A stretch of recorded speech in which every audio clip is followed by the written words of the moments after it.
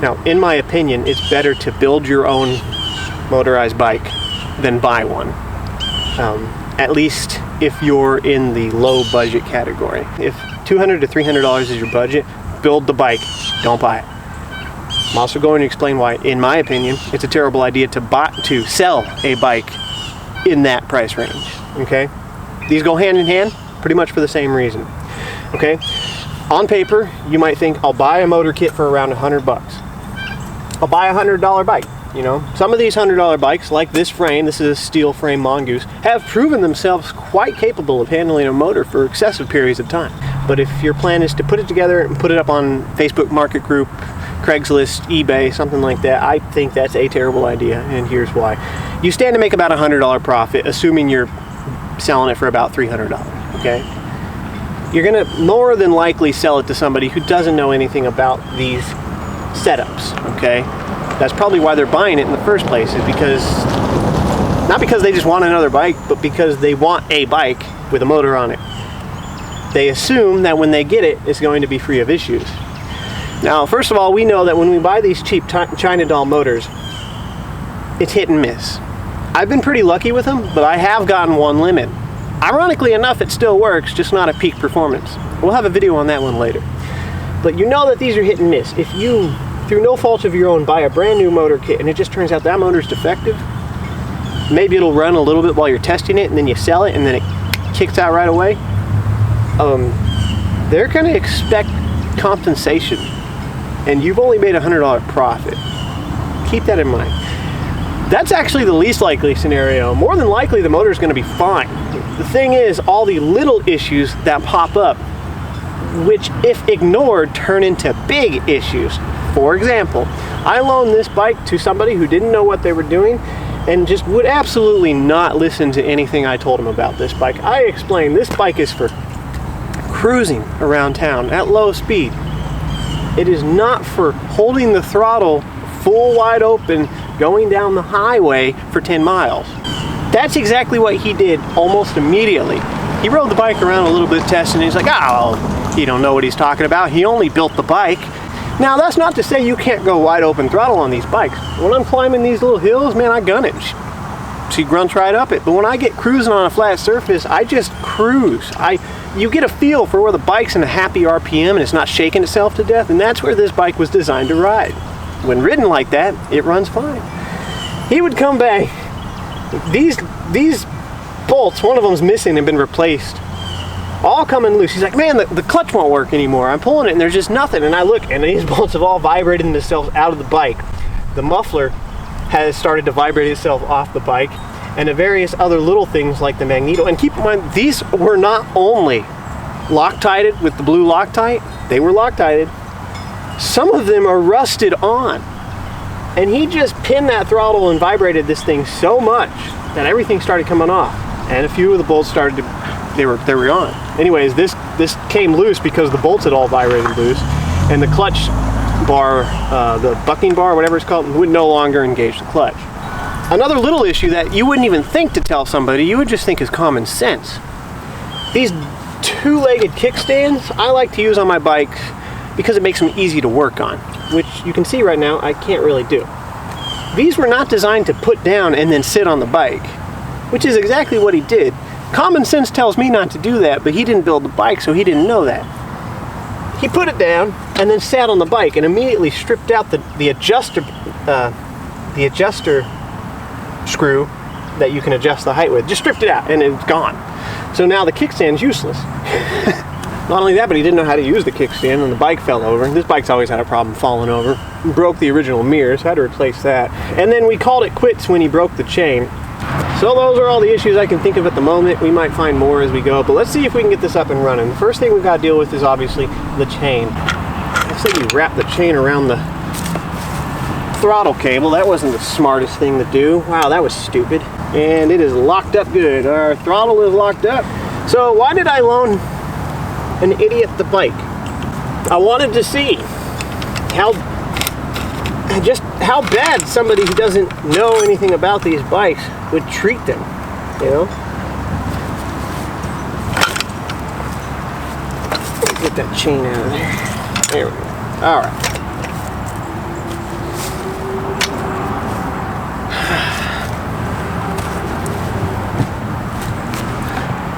If my memory is right, these chains are 415.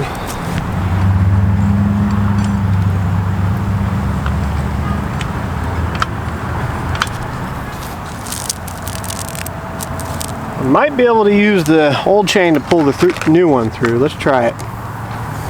See, this chain is a bit fatter. It's got thicker links. Oh, we'll give it a shot. Why not?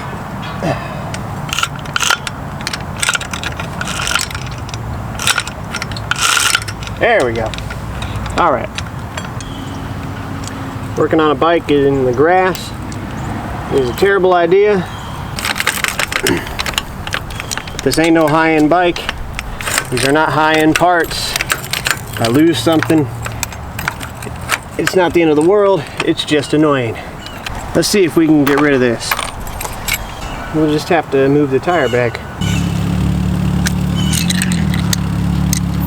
Oh, that ain't good.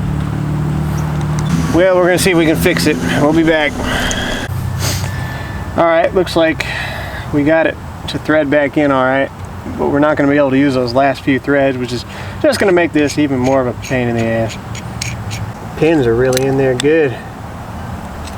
There's a very good chance that I'm just using the chain breaker wrong. I would not be surprised. But I think this one's just a little too small for these chains. That should be the hard part over with. Make sure we put the clip on the right way. For the most part, even without the screw out, the simple torque of these nuts holding the wheel on, pushing it against the frame, is going to be plenty to hold it in place. But what I'm going to do is I'm just going to go ahead and remove it so that I can slide the whole wheel back and tighten the chain up without using the chain tensioner. And of course, because this has a cassette, you still have chain tension on the bike chain, which is in dire need of replacement. We'll get to that eventually. So it's no big deal. This should work. We'll give it a shot. Well, it was a pain in the ass and I barely got any adjustment left on here, but I think we can make it work. At the end of the day, it is just a lot easier and a lot less of a pain in the ass to use the tensioner. You use it and it just works. If you can get a setup that does not have to use one, it's great. It's quieter, it's smoother, less things to go wrong, less drag, easier to pedal without the motor. But on a lot of bikes, it's just either impractical or difficult.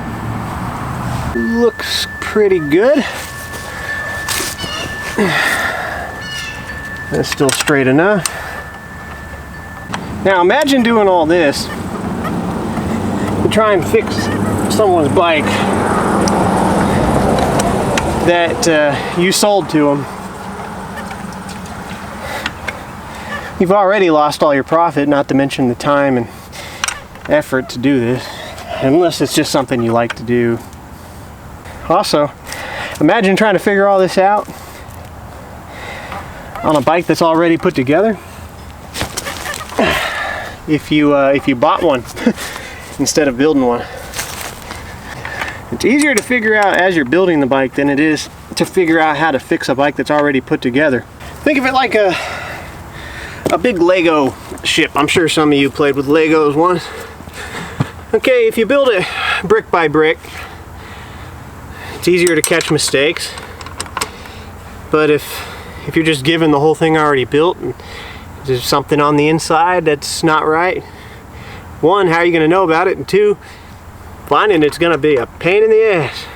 If your throttle ever gets stiff like this, don't try and power through it. You're just going to break the plastic cradle in here. Just go ahead and unscrew it from the carburetor. On my builds, I like to use Velcro instead of zip ties. It seems to hold up just as fine, but it's just a lot easier to undo things and put them back together when you got to do stuff like this. Like here's a zip tie here. Now I'd have to clip it. All right, we got our cable straight. Try it again. There she goes. Got it freed up. I'm gonna spray a bit of WD-40 down here. Oil would be fine too. Lithium grease would probably also work.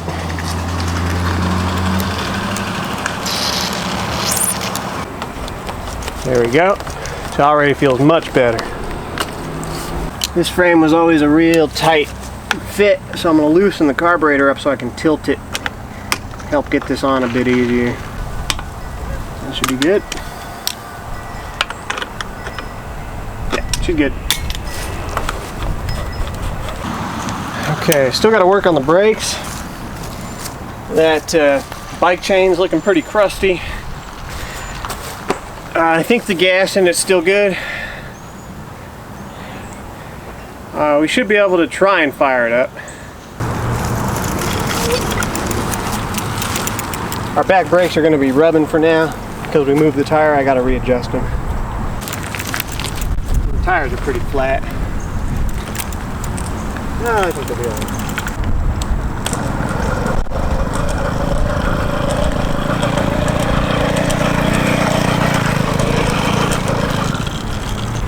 All right, we're going to air up the tires, clean the carburetor. I think this is the only bike I still have with tubeless tires. I'm going to try and clean it without taking the whole carburetor off. Just see if I can drop the float bowl, spray some carb cleaner into the jet. The float gets stuck on gummed up fuel sometimes. You can also block the tiny little passageway where there's the shutoff valve. The float pushes up on the shutoff valve, a little needle closes a hole. Sometimes that gets clogged up. But usually your main issue comes from the jet. And I think that's water coming out of there. It is.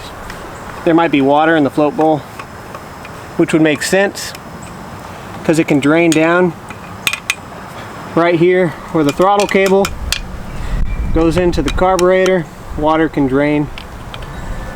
And I think this is all water. Yeah, that's water. She was rained on pretty hard a couple of times. Let's go ahead and clean that out since it had a bunch of water in it. Alright, that's good.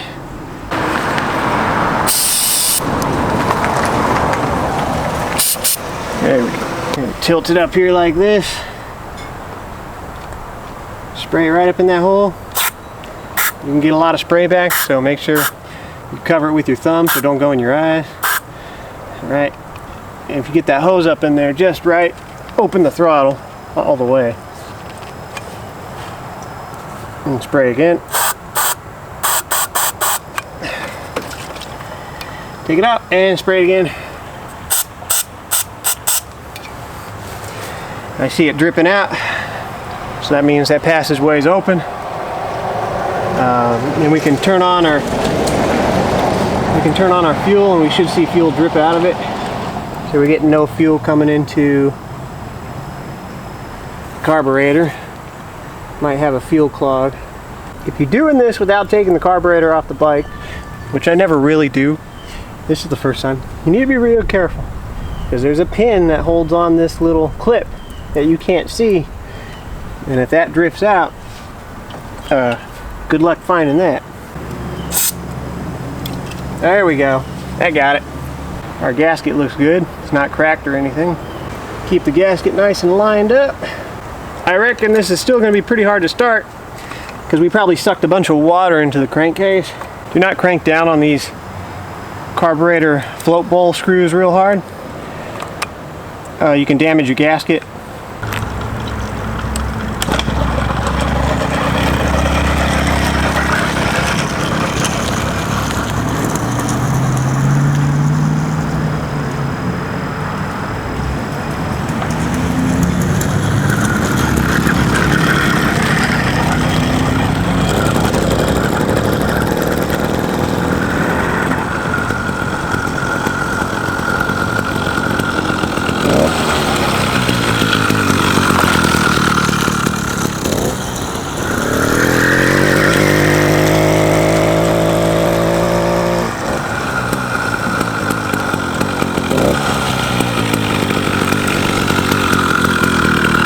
We've got a new problem to deal with.